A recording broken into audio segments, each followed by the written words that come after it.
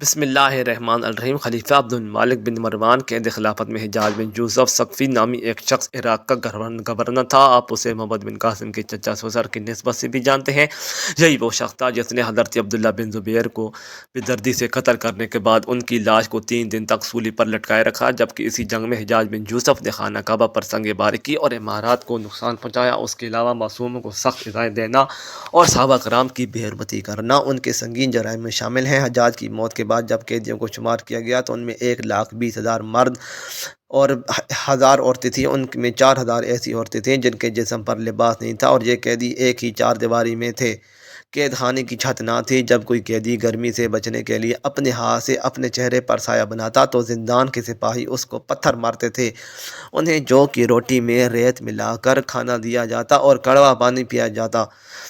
حجاج لعین بے گناہ افراد اور بالخصوص سادات کے خون بہانے کو اعزاز سمجھتا تھا۔ ایک مرتبہ اس ملعون نے روزہ رکھنا چاہا تو نوکروں کو حکم دیا اس کے لیے من پسند سحری اور افطاری کا انتظام کیا جائے۔ نوکروں نے اسی کے حکم پر ایسی روٹیاں تیار کی کہ انہیں سادات کے خون میں گوندھا گیا تھا۔ اس لعین نے اسی روٹی سے سحری اور افطاری کی۔ ملعون کو ہمیشہ اس بات کا دکھ رہتا تھا کہ وہ کربلا میں شامل نہ تھا اور وہ ناشمر لعین سے بھی زیادہ ظلم ڈھاتا۔ حجاج نے کوفہ بصرہ کے درمیان شہر واسط کی بنیاد رکھی جہاں وہ 9 ماہ سے زیادہ قیام نہ کر سکا اور 53 سال کی عمر میں مر گیا۔ ابن خلکان کہتے ہیں حجاج کو مرض عاقلہ لاحق ہو گیا، اس کے جسم میں بچھونا کیڑے پیدا ہو گئی۔ ایک طبیب کو بلایا تو اس کا گوشت ایک ٹیم کے ساتھ باندھا اور حجاج کو کہا کہ اس کو نگلے۔ حجاج نے اس کپڑے کو نگلا اور کچھ دیر بعد اس ٹکڑے کو کھینچا۔ اس ٹکڑے پر بہت سارے کیڑے چپکے ہوئے تھے۔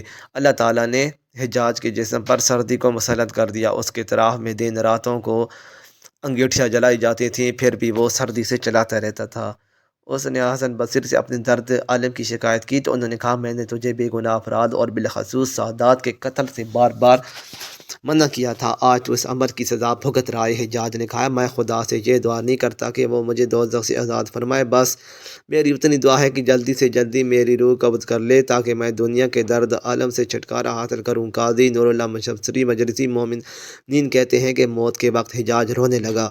وزیر نے رونے کا سبب پوچھا تو کہنے لگا، میں نے لوگوں پر ظلم کیا، بالخصوص اولاد پیغمبر پر ظلم کے پہاڑ توڑے ہیں۔ تو وزیر کہنے لگا کہ امیر آپ کیوں گھبراتے ہیں، آپ نے جو بھی کیا دلیل و برجان سے کیا اور کسی طرح بھی ظلم قرار نہیں دیا جا سکتا۔ حجاج نے کہا، اگر قیامت کے دن مجھے حکومت دی جائے اور وہاں تو بھی میرا وزیر ہو تو کیا اس دن بھی یہ دلیل ہمیں کام دے گی؟ تم رہنے دو، مجھے معلوم ہے میری موت کا وقت آ چکا ہے اور دوزخ میرا انتظار کرتی ہے۔ خدا نے چاہا تو دوزخ میں بھی تیری اور میری جوڑی قائم رہے گی۔ حجاج نامی شخص کے کرتوت جس قدر سیاہ تھے اس قدر اس کی موت بھی انتہائی عبرتناک تھی۔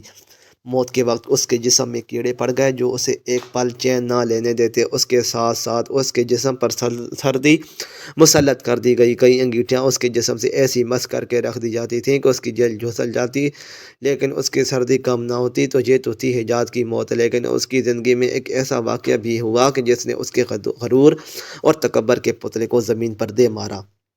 اس زمانے میں نعمان نامی شخص کی ایک انتہائی حسین و جمیل بیٹی تھی، اس کا نام ہندو تھا۔ وہ غریب لڑکی لیکن اپنے حسن میں بے مثال تھی، کہا جاتا تھا پورے ملک عرب میں اس جیسی خوبصورت عورت نہ تھی۔ حجاج نے جب اس لڑکی کی شہرت سنی تو اس کے دل میں اس سے ملنے کا اشتیاق پیدا ہوا۔ اس نے اپنے کارندوں کے ذریعے سے اس سے ملنے کی صورت بنائی۔ جب حجاج کی نظر ہندا پر پڑی تو وہ پہلی نظر میں اس پر عاشق ہو گیا، جہاں دیکھتا اسے ہندا کا چہرہ نظر آتا۔ چنانچہ حجاج نے ہندا کو حاصل کرنے کی کوششیں شروع کر دیں۔ جلد ہی 2,000 درہم کے عوض دونوں کا نکاح ہو گیا اور ہندا حجاج کے محل میں آ گئی۔ شروعات میں حجاج ہندا کا بہت خیال رکھتا اور اس پر جان نچھاور کرتا۔ ہندا کسی دولت مند گھرانے سے نہ تھی۔ حجاج سے نکاح کرنے کے بعد وہ دولت میں کھینے لگی اور اسے ہر طرح کا سکون میسر آ گیا۔ دن گزرتے رہے، رفتہ رفتہ حجاج کا غصہ اور ظالمانہ خصلت اس کی محبت پر غالب آ گئی۔ اب وہ ہندا سے بھی اس طرح پیش آنے لگا جیسے وہ دوسروں سے سلوک روا رکھتا تھا۔ ہندا اس کی اس حرکت پر رنجیدہ رہنے لگی۔ آہستہ آہستہ اس کے دل سے حجاج کی محبت ختم ہونے لگی اور وہ حجاج کو اپنے لیے ایک مصیبت تصور کرنے لگی۔ ادھر حجاج ہندا کو رنجیدہ دے کر اس پر اور زیادہ سختی کرنے لگا۔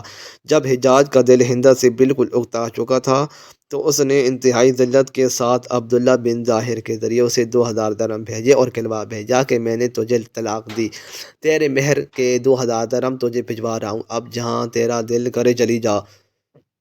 ہندا نامی یہ عورت صرف اپنے حسن و جمال میں شہرت یافتہ نام تھی، بلکہ اپنی سیرت و فصاحت و بلاغت اور غیرت میں بھی مثالیں تھی۔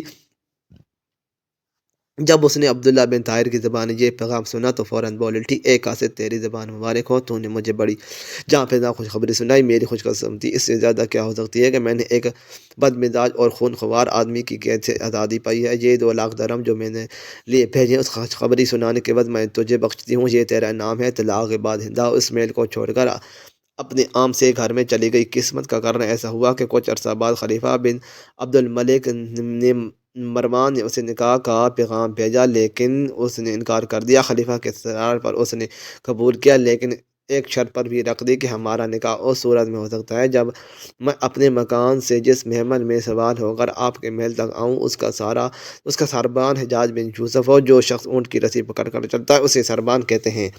خلیفہ نے یہ شرط قبول کر لی۔ اس خط کے ساتھ کوفہ بھیجا۔ حجاج بن حاکم کوفہ اس کے حکم کی تعمیل کرے۔ حجاج نے جب خط پڑھا تو دم بخود رہ گیا، لیکن اس کی کیا مجال تھی کہ خلیفہ کے حکم سے انکار کرتا۔ نہ چارواں سے روانہ ہو کر ہندا کے مکان پر ہندا اور اس کی سہیلیاں جب اپنے اپنے محمل میں تھیں اور حجاج اپنی پوری پوشاک میں محمل کے قریب آیا اور ساربانوں کی طرح اونٹ کی مہار پکڑ کر چلنے لگا، ہندا کے ملازم اور اس کی سہیلیاں تمام راستے اسے چھیڑتے رہ گئے، مگر وہ خاموش چلتا جا رہا تھا۔ جب شاہی محل قریب آیا تو ہندا نے ایک سونے کا سکہ نیچے پھینک دیا اور حجاج سے کہا، اے ساربان، ہمارا ایک چاندی کا سکہ زمین پر گر گیا ہے، اسے اٹھا دو۔ حجاج نے مہار روک دی اور سکہ اٹھایا تو وہ چاندی کا نہیں بلکہ سونے کا تھا۔ کہنے لگا، حضور، یہاں چاندی کا سکہ تو نہیں، سونے کا سکہ ہے یہ۔ ہندا نے وہ سکہ اس کے ہاتھ سے لے لیا اور اپنی سہیلی سے کہنے لگی، یہ میری قسم ہے کہ میرے ہاتھ سے چاندی کا سکہ گرا، لیکن بعد میں وہی سکہ سونے کا ہو گیا۔ حجاج یہ بات سن کر بہت خفیف ہوا، لیکن خلیفہ کی بیوی کے آگے دم نہ مار سکا۔ کہتے ہیں ایک عورت سے ذلیل ہونے کا دکھ حجاج بن یوسف کو اس کی ساری زندگی ستاتا رہا۔ ہماری دعا ہے اللہ ہمیں ظلم سے بچائے اور لوگوں کے ساتھ حسن سلوک کے ساتھ پیش آنے کی توفیق عطا فرمائے، آمین۔ مزید اچھی ویڈیوز کے لیے چینل کو ضرور سبسکرائب کریں، ویڈیو کو لائک اور شیئر کریں۔ شکریہ۔